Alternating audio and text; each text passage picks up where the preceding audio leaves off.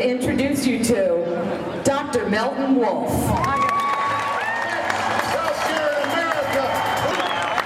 Thank you. Hey, put your hands together for Darla. She is the superwoman making this thing happen today. Thank you. My name is Milton Wolf, and I am the doctor who was Barack Obama's cousin. And when I studied his plan, I knew I had to take a stand against it. I had to stand for my patients, for my profession, and I had to stand for my country. And I knew I had to be here today to stand with you.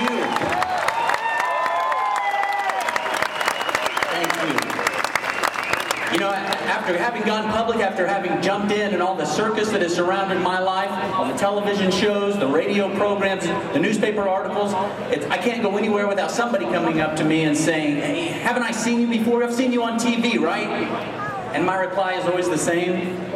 Was it cops? Because I swear that guy just looks a lot like me. Years ago, I made an oath to my patients that I would provide for them medical care to the best of my ability. And in those years, I've come to know the joys and the burdens of that oath all too well. I have stood with families in the best and worst moments of their lives. I have had the honor of delivering new lives into this world, and I have had to stand and be humbled in the relentless face of death. And it's in those moments that I've asked myself, what if? What if I had known this? What if I had done that? Maybe you've asked yourself that question, what if? What if I had gotten involved? What if I had tried to make a difference? Liberty is not a spectator sport. Ronald Reagan told us that freedom is never more than a generation away from being extinguished. And I understand that better today than in the days he spoke it when I see what's going on in our country. They have chosen health care as a front in their assault against our freedom. They know if they can force themselves between you and your doctor, there's no part of our lives that they can't touch. Well, what they call a health care plan calls for 16,000 new IRS agents, but not a single new doctor.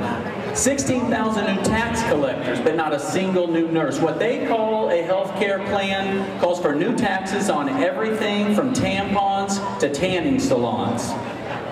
And deep hidden in the thousands of pages of this bill is the very health care rationing that this president and this Congress has sworn is not there.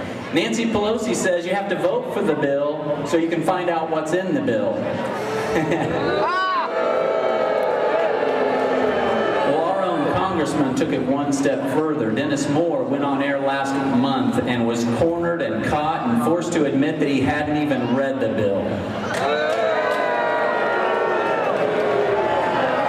They said this would be the most sweeping legislation in our lifetime. They said it would transform our country, and yet they couldn't even be bothered to read it. Dennis Moore, I consider this to be a dereliction of the most basic of your sworn duties.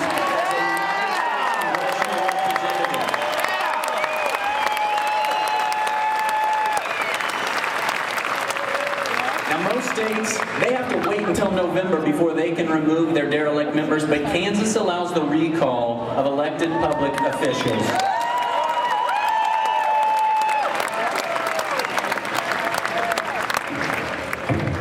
We don't have to wait until November. You know, Nancy Pelosi and Barack Obama have told us that if once we get to see what's in their bill, that we will like it. I say, once we get to see what's in the bill, you will grab their members by the lapels of their jackets and you will yank them out of that Congress.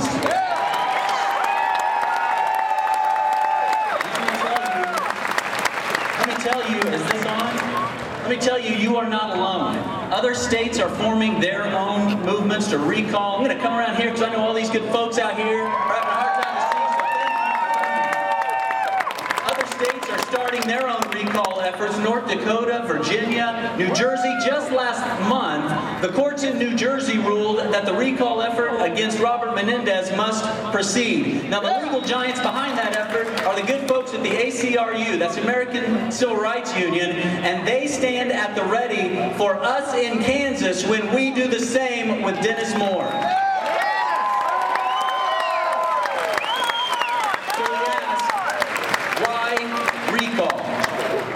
Recall on principle alone. This is a man who wouldn't be bothered to read the bill before foisting it upon us.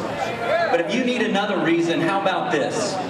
The election's coming up in November. I will make a new oath to you that between today and November, I will give every bit of my energy to hold them on trial for this health care bill itself. I will make them defend the indefensible. I will make them defend the 16,000 new tax collectors. Let's let them defend the Medicare cuts. Let's let them defend the fact that they didn't read this bill. Let's let them defend their very jobs.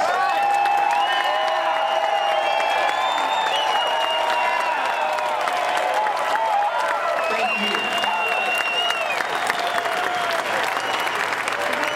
They think you will forget.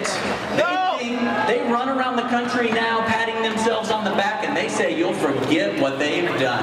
And they'll forget the way that they did it. You'll forget all the sleazy backroom deals, the Cornhusker kickback, that you'll forget that they rammed it through with the majority of Americans against it. And the majority are.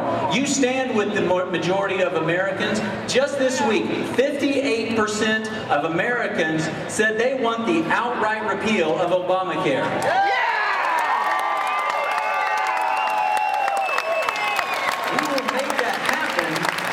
Only if we make them defend what they have done. Repeal and replace. I want repeal and replace to be the touchstone of the 2010 election, just as the contract with America was in 1994. That's right. If we're going to make that happen, we've got to turn the heat up on them. We've got to find good patriots who will go out and stand with us on three things. Number one, follow the Constitution. Number two, control the runaway spending. Number three, protect the free market. If they don't do those things, they won't stand for repeal and replace. That's how we will know who they are. Now, I'll tell you, one of the lies that has been out for the last year or so on all of this is they've said, all you guys can do is say no. You can't come up with your own ideas. All you can do is cast aspersions on ours. Well, that's not true. Repeal and replace means that we need to replace it with something, and it's something good. It's something much better than Obamacare. This is not hard. I can share some of this with you tonight, and I don't even need a teleprompter.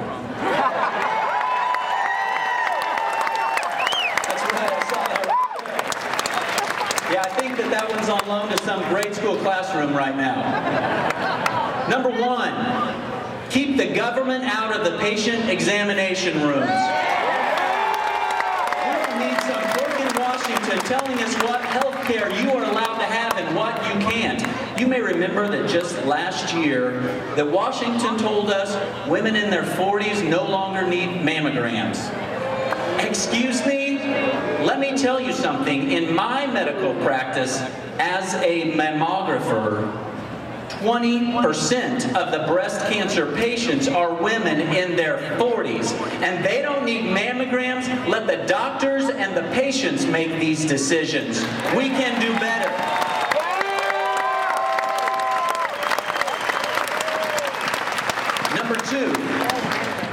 Number two, make the health insurance companies answerable to you, not your boss.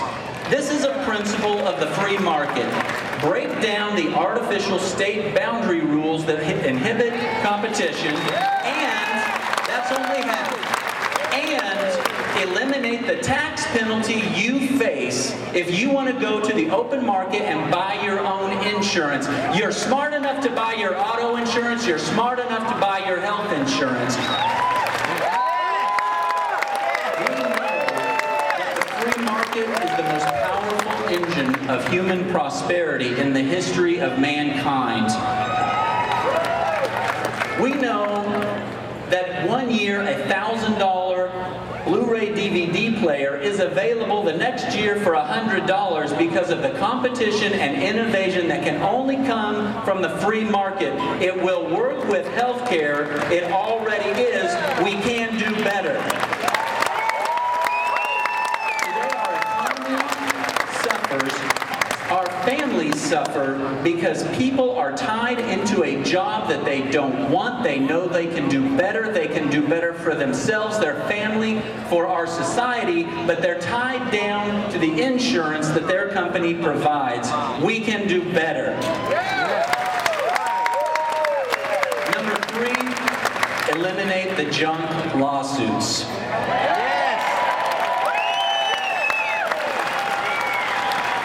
Here's a novel concept that somehow didn't find its way into Obamacare.